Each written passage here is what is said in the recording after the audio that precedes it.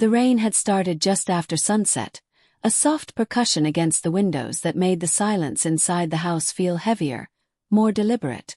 Emma sat curled into the corner of the sofa, her knees drawn up beneath an oversized cardigan that had once belonged to Daniel, back when his clothes still smelled like home instead of something she couldn't quite name. The lamp in the corner cast amber light across the living room, creating shadows that stretched and contracted with each gust of wind outside. She held a mug of tea that had gone cold an hour ago, her fingers wrapped around the ceramic as though it might anchor her to something real, something solid in a world that had begun to feel like it was built on shifting ground.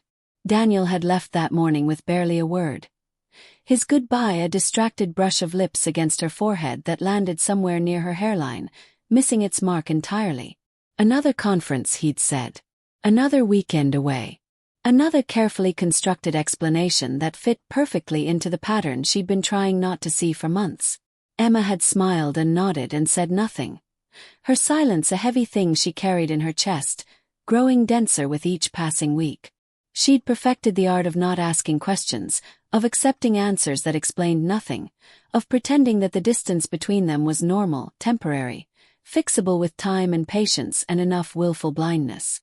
The knock at the door came quietly, almost apologetically, as though the person on the other side wasn't entirely sure they wanted to be heard.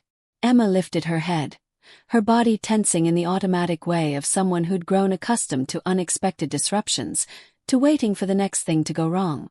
She set down the mug and moved toward the door, her footsteps soft against the hardwood floor, and when she opened it, she found Catherine standing on the porch, rain darkening the shoulders of her coat. Her silver hair pulled back in the elegant twist she always wore, not a strand out of place despite the weather.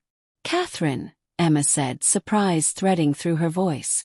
Daniel's mother had never come by unannounced, had never crossed the threshold without an invitation extended weeks in advance, without a proper reason dressed in pleasant formality.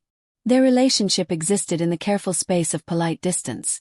Birthday dinners and holiday gatherings where they smiled and exchanged pleasantries and never quite bridged the gap between daughter-in-law and mother-in-law into something that felt genuinely warm. "I hope I'm not intruding," Catherine said, and there was something in her voice that made Emma's pulse quicken, a tremor beneath the usual composed exterior, a crack in the perfect veneer. "I needed to speak with you. May I come in?" Emma stepped back, holding the door wider, and Catherine moved past her with the grace of someone who'd spent a lifetime controlling every gesture, every expression, every word. But tonight something was different. Tonight Catherine's hands trembled as she unbuttoned her coat, and her eyes, when they met Emma's, held a weight that made the air in the room feel thinner, harder to breathe.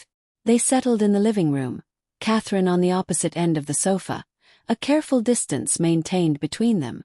Emma waited, her heart beating a rhythm that felt too loud, too insistent, filling the silence with its persistent drumming. Catherine's gaze moved around the room, taking in the details. The photos on the mantel, the books stacked on the coffee table, the throw blanket draped over the chair where Daniel used to sit in the evenings, back when evenings were something they shared instead of endured separately. "How have you been, Emma?" Catherine asked, and the question landed with unexpected gentleness, with genuine curiosity that felt nothing like the social script they usually followed. "I'm fine," Emma replied automatically, the lie so practiced it slipped out before she could consider telling the truth. She twisted the wedding ring on her finger, a habit she developed recently, spinning the gold band in slow circles, feeling the cool metal against her skin, the slight resistance as it caught on her knuckle. Catherine's eyes followed the movement, watching Emma's restless fingers, and something shifted in her expression. Recognition, perhaps, or sadness, or both tangled together in a way that made her features soften and harden simultaneously. The silence stretched between them, growing heavier with each passing second, filled with words that neither of them was saying, with truths that hovered just beneath the surface of polite conversation. "Emma," Catherine began, then stopped, her voice catching on the single syllable. She drew in a breath, her chest rising and falling with the effort of whatever she was trying to say, whatever had brought her here on this rain-soaked evening when her son was away and Emma was alone with her cold tea and her unanswered questions. "I need to tell you something. Something I should have told you weeks ago, but I wasn't sure. I wanted to be wrong. I wanted to believe." She broke off again, and Emma felt her body go rigid, every muscle tensing in anticipation of words she suddenly wasn't sure she wanted to hear. Catherine's hands were clasped tightly in her lap, her knuckles white with the pressure, and when she looked up, Emma saw tears gathering in her eyes, threatening to spill over despite Catherine's obvious effort to maintain control. "Daniel," Catherine said, and the name hung in the air between them, heavy with implications, with truths that Emma had been circling around for months, unable or unwilling to confront directly. "Emma, my son. He's not who you think he is right now. He's not who I raised him to be." The rain outside intensified, drumming against the roof with renewed vigor, and Emma sat frozen. Her breath caught somewhere between her lungs and her throat, waiting for the words that would either confirm everything she'd feared or shatter what little certainty she had left. The seconds that followed felt suspended, stretched thin like glass about to break. Emma's mind raced through possibilities, through explanations that might soften whatever Catherine was preparing to say, but her body remained utterly still, locked in place by the terrible anticipation of hearing something she could never unhear.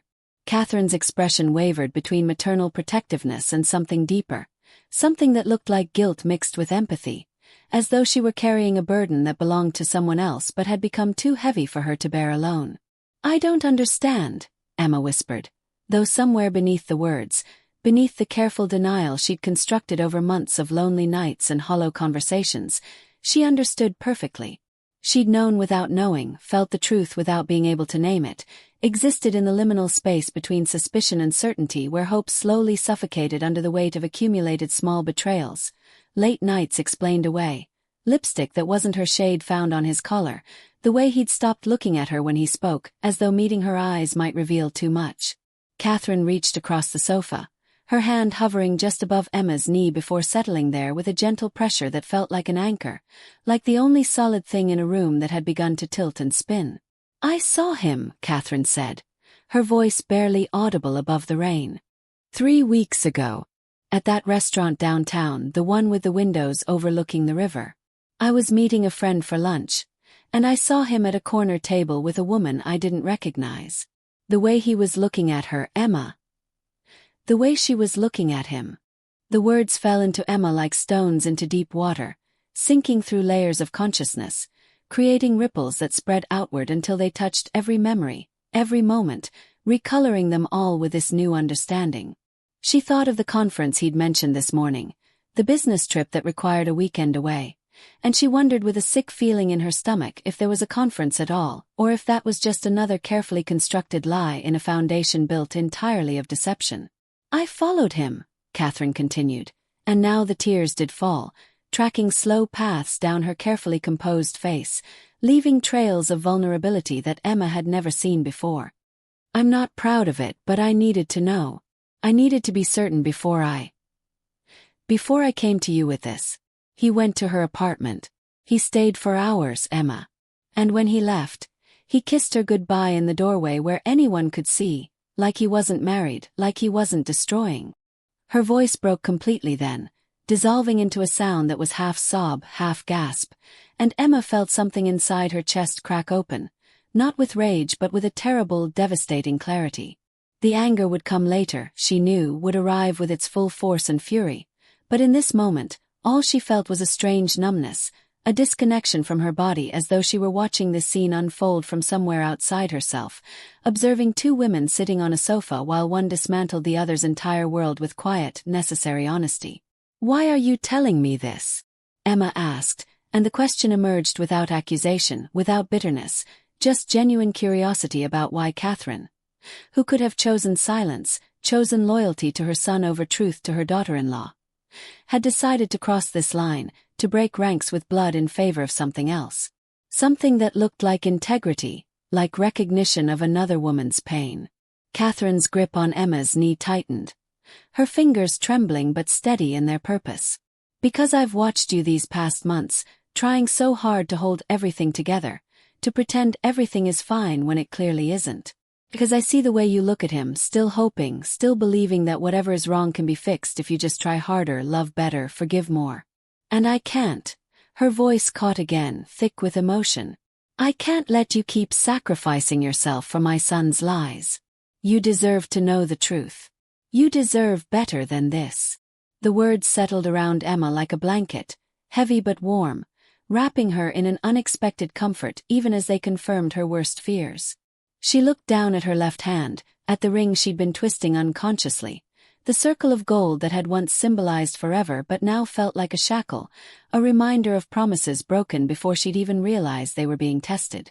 She pulled it off slowly, the metal catching slightly on her knuckle before sliding free, and she held it in her palm, studying it as though seeing it for the first time.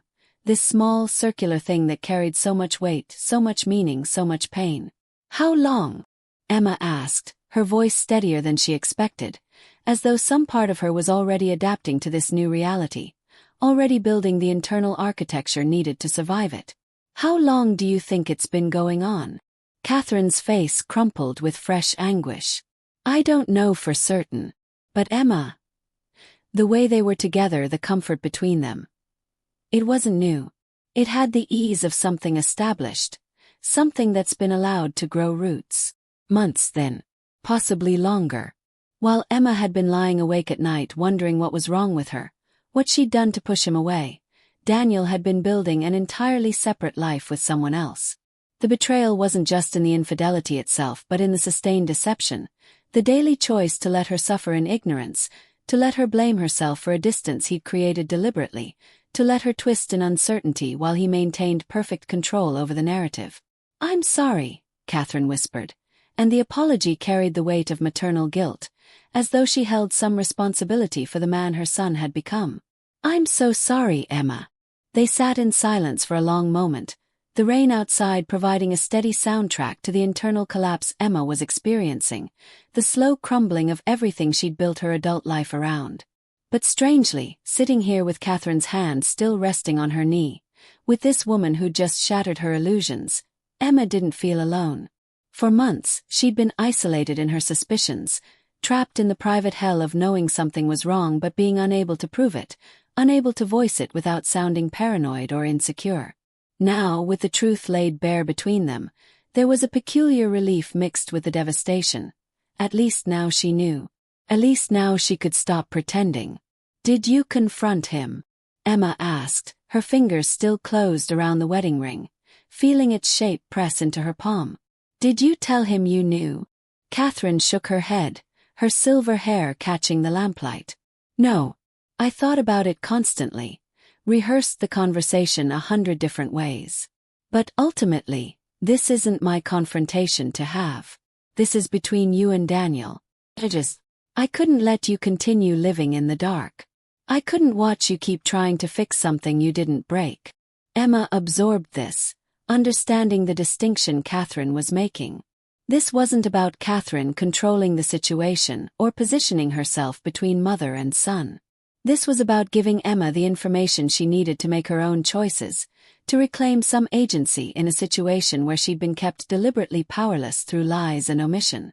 Thank you, Emma said, and she meant it with a depth that surprised her. For telling me. For not choosing comfortable silence over difficult truth. For. She paused, searching for words adequate to express the strange gratitude she felt toward this woman she'd never been particularly close to, who had nevertheless shown her more respect and consideration in this moment than her own husband had shown in months. For seeing me.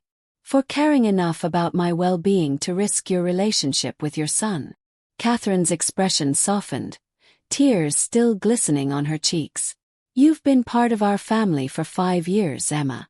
That means something to me, regardless of what Daniel has chosen to do.